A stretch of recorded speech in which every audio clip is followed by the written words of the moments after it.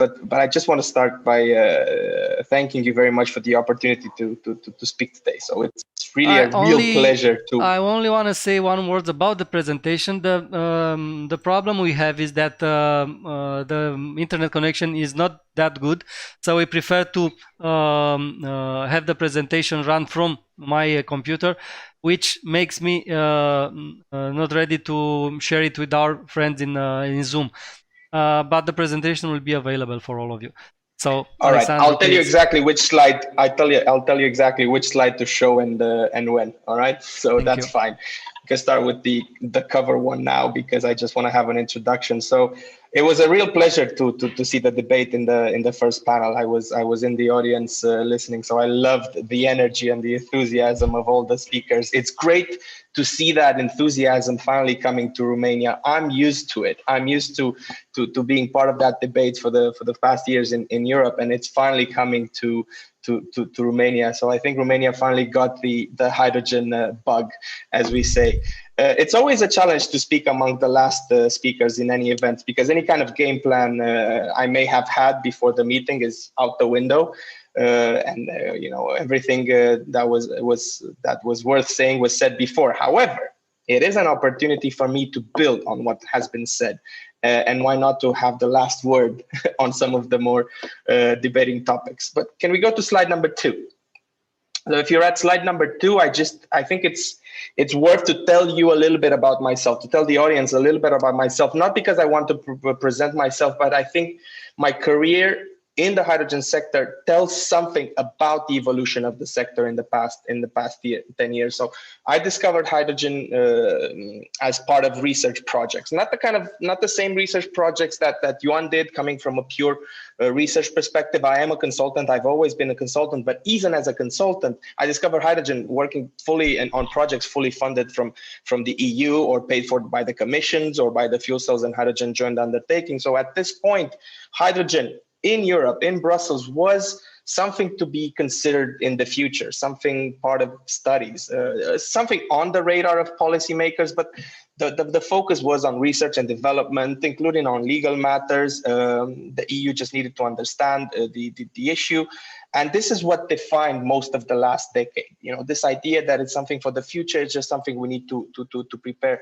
But towards the end of the decade, things started to change, and hydrogen was no longer a topic of research. It had reached the absolute top of the agenda in terms of policy making at EU level. So it's at this point that I became working on actually policy and regulatory development within Hydrogen Europe, which is the European Association for the hydrogen sector, which brings together the companies from the entire value chain, you know, everything from primary energy consumption down to hydrogen consumption and everything in between.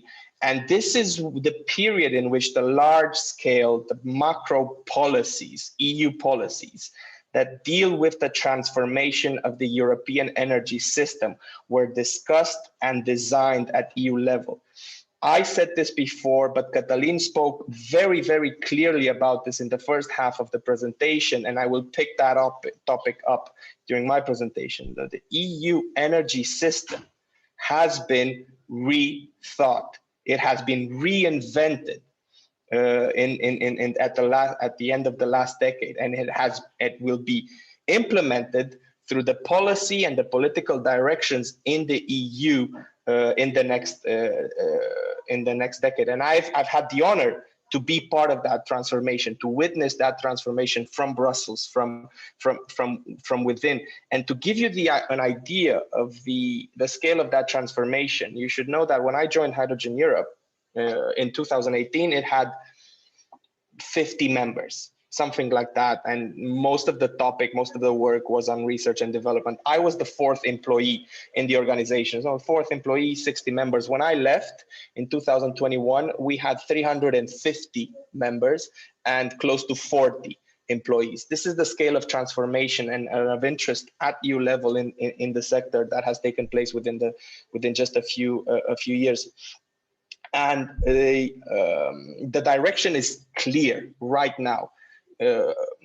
Unequivocal and irrevocable, which is why I was confident enough to make the next step and bet my career on the development and of the sector in the private sector. So I've opened my own consulting company and become working for a private investment fund, dedicated fully to private investments in clean hydrogen projects. So the hydrogen industry itself now is at a stage of massive industrial development and large scale deployment, and the entrance of private equity, of a private investment fund dedicated fully to investment in hydrogen projects is a proof of the maturity. Is a proof of the maturity, not just technologically, but financially. And the business case that Ioan was talking about earlier, that we're now seeing being developed and being considered and materialized.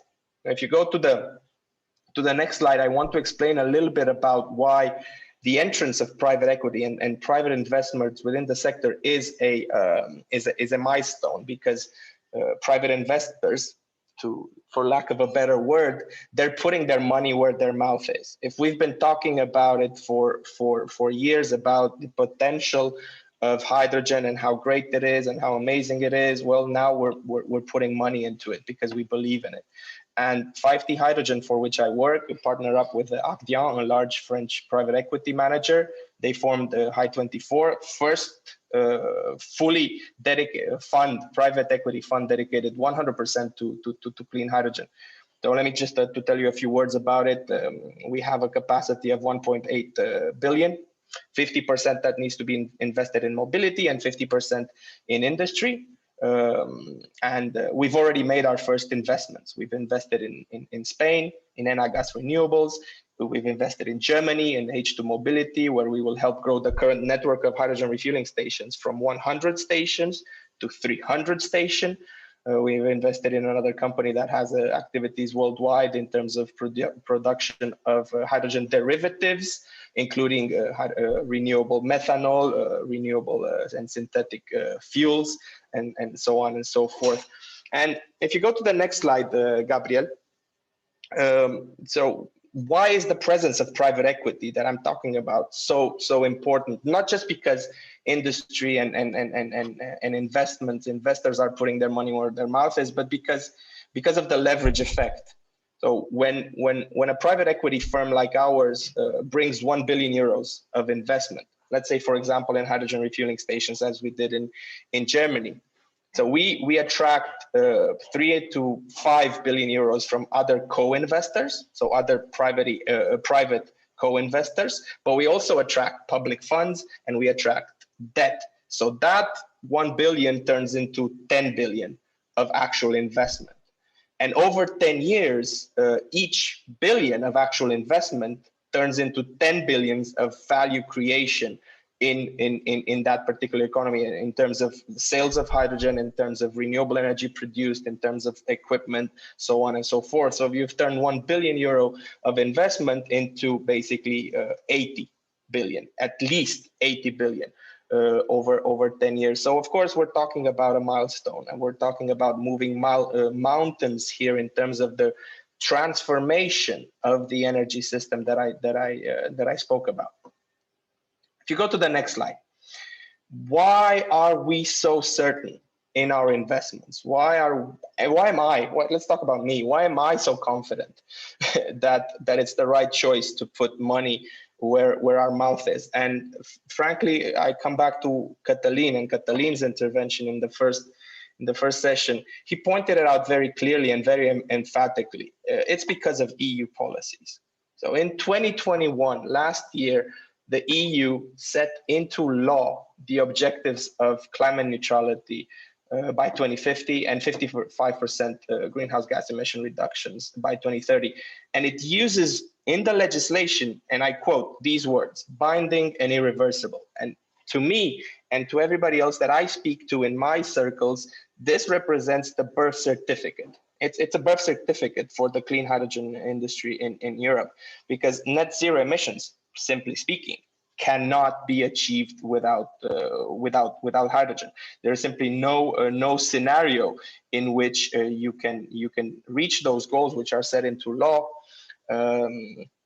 without massive amounts of hydrogen, without massive amounts of clean hydrogen. If you go to the next slide, please, to slide number 6, I'll explain a little bit how that one single piece of legislation, which is a simple regulation, it has 8 pages, I think, translates into something absolutely transformative for EU policies, and how we need to put ourselves into that context, because Romania is not independent of that context. We function with our own complexities, with our own energy system, with our own energy mix. We function in the system of an integrated system in terms of policies, regulations, energy, economy of the EU. Well, in order to reach those goals, that the climate law has put into place, and we have the Fit for 55. The Commission proposed the Fit for 55 packages. I'm just going to say a few words about what it does for hydrogen, because it's relevant for everyone, here. So it sets specific targets, obligations. We have specific obligations to implement hydrogen as part of our energy mix. At least 2.6%, and this is for OMV Petrom, at least 2.6% of all the fuels that a fuel supplier puts on the market have to come from renewable hydrogen. It's an obligation. It sets specific targets for the consumption of renewable hydrogen by industry. At least 50% of all hydrogen consumed by industry, the chemical industry, in the future, if it's going to be the steel industry, the refining, ammonia industry, 50% of that has to come from renewable hydrogen. It sets specific targets for consumption of synthetic fuels based on hydrogen in the aviation sector. We'll see exactly what the target is, but it's significant in terms of consumption of e-kerosene, including in Romania at Romanian airports. This is not an EU-wide target, and each airport will have its own obligations.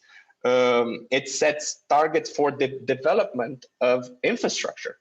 Target for hydrogen refueling stations every 150 kilometers on the TEN-T comprehensive network. This is not something bad. This is not something we should be afraid of. This is something we as Romania should embrace and actually promote these targets at EU level, because we stand to gain more than to lose. Yes, it's going to be a cost on in terms of investment and in terms of euros that need to be mobilized, but we will stand to lose in terms to win, to gain in terms of our economic value that we create in Romania, because of all the advantages that have been discussed, and I'm not going to repeat them again. They were discussed in the first segment. And I want to give you an example. The topic of today of my section, of our part, is what's going on in the EU. Let me give you an example, because Germany has already implemented this. Germany knows what's coming. It's basically also the one that's driving a lot of these policy, and has already implemented these in their national legislation. And I just want to give you an example of how it's going to work in practice. And by the way, this is an active legislation in Germany. They've implemented what the future renewable energy directive is going to look like. They have an obligation on fuel suppliers, on their own fuel suppliers, to reduce the greenhouse gas intensity of the fuels that they put to market. So they have a target in each year. Their fuels that they put to market as a whole need to have a certain CO2 emission reduction compared to a baseline every year. If they fail, they will pay a fine of 600 euro per ton of CO2. We're not talking about the ETS price. People are afraid of 80, 90 euros per ton of CO2. That's different. That's a different fine. That is for the cost of ETS emissions. We're talking about a fine of 600 euros per ton of CO2 if fuel suppliers fail to meet the CO2 reductions of the fuels that they put to market. And the way it works, and this is law, this is not a proposal. They need to put biofuels, electricity, and hydrogen on the market. This is what they need to put on the market. These three fuels reduce by a certain percentage, by a certain value for each kilogram of each gigajoule of these fuels that they put on the market, they gain a reduction of their overall fuels. And this is what creates value for putting these fuel on the markets from the perspective of the fuel suppliers. Just I told you that the 600 euros per ton of CO2 for each ton of CO2 that they failed to meet the objective. Well, if I translate that to a value of hydrogen, just the CO2 emission reduction that you achieve by introducing hydrogen as a fuel amounts to around 30 euros, 13 euros per kilogram for hydrogen.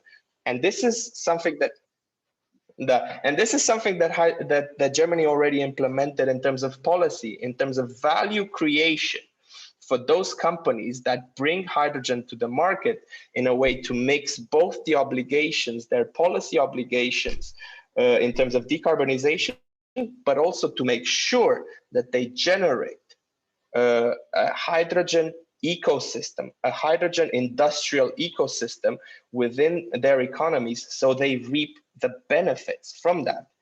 Western Europe and Europe in general is not rich by accident. It is rich because it invested in those activities that create added value, added economic value. And they know that in the future, understanding that the purpose is to decarbonize, they're not going to do so in a way that makes them poor. They're not going to decarbonize by becoming a third world country. They're going to decarbonize by introducing technologies that support those decarbonization goals and also create economic value for them. And this is hydrogen.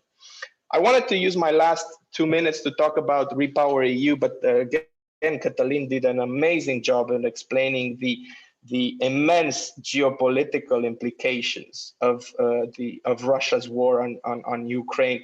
And as a Brussels insider, as some people call me, I could tell you that it's no joke. It is something extremely serious. And the idea that we will reduce our dependence from Russian imports, and by extension, our consumption of fossil fuel in general, is something real. As an analyst, I cannot tell you if this is going to happen in a month, in a year, or in 3 years. But again, the direction is very, very clear. And I think Cătălin said it, the objective is to increase the consumption of renewable hydrogen in Europe to 20 million tons of hydrogen. And just to give you an idea, this is equivalent to between 25 to 50 billion cubic meters of natural gas, depending on where you're using that hydrogen. Every single piece of infrastructure that you invest in terms of gas now, we're talking about pipelines, storage facilities, interconnections, port facilities, LNG terminals, anything that need to be hydrogen ready. That is part of the strategy, and of course financial support that comes with it. And these, I think, in my mind, they're not just words on paper. They represent an EU strategy for maintaining security of supply, for maintaining wealth, for maintaining value creation, and for, of course, achieving those decarbonization goals, which are not going away. I'm going to stop here, but I do look forward for the Q&A section, and I just hope it's going to be as spicy as the one in the morning.